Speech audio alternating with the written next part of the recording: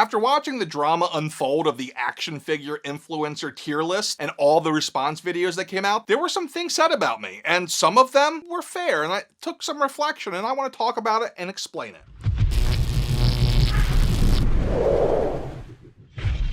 What's up, everybody? My name is Matt, often called Big Nerdy. Together, we are the NWO, the Nerd World Order, and this is Nerdzoic.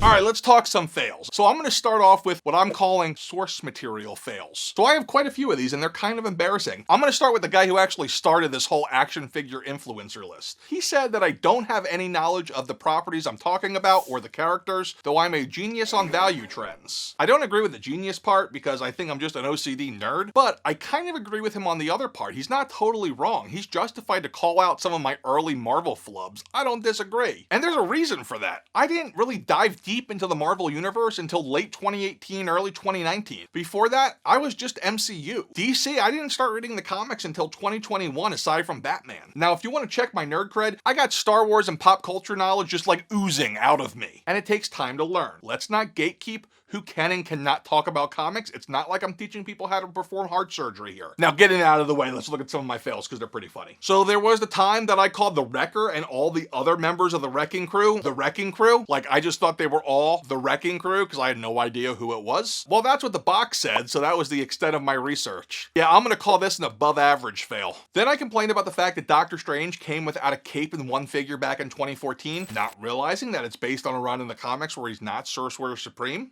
Sorcerer Supreme. There I am saying things wrong. Bet you that comes up again. Anyway, I still say this figure looks like Dr. Orpheus from Venture Brothers. Also a little bit of Littlefinger. I'm gonna rate this an average fail. Next one's kind of painful. I had no idea who the Silver Savage was. I wasn't even totally sure if it was the Silver Surfer. I remember making a joke about it being a discount Silver Surfer, and that was disrespectful to the Surfer. It's especially painful since a short time after I made this video, I read the Planet Hulk run, and yeah, that's one of my favorite runs now, so epic fail. Then there was a time I called the Green Goblin's Guider a surfboard. I'm calling that a minor fail. That's semantics. Oh, and then there's a time I called Spiral a dude and admitted to knowing nothing about him and that he was a Mania character. But slight defense, I've now read over 1,000 Marvel comics and still haven't come across this person. Granted, I don't read a ton of X-Men, but I still haven't come across them yet. However, I know much more about her from the cartoon rewatch I do with my son this year. Same kind of goes for Strife. No comic encounters, just that encounter in the cartoons. I'm gonna call this a average fail, but it's almost an above average fail. This isn't really a fail, but a lot of people are like, oh, he only talks about value. It's all about reselling. He doesn't care about the toys. I know Shardimus was one to say this himself. Hey, listen, it's not for you, it's not for you, that's fine. But don't feel dirty talking about value. It's not about trying to sell them, it's about being able to get the most bang for your buck. Understanding collecting is how you're able to collect more. For example, if you know that a new version of a character you want is coming out soon, and the current version you have is going for $100, sell the current version, pocket the difference, and go buy the new version, and you got enough money to buy something else. Or to something else. Next fails, my mispronunciations. So in my defense, if it's in spoken media, I usually say it right, with the exception of Star Wars. Count Dooku, Palpatine,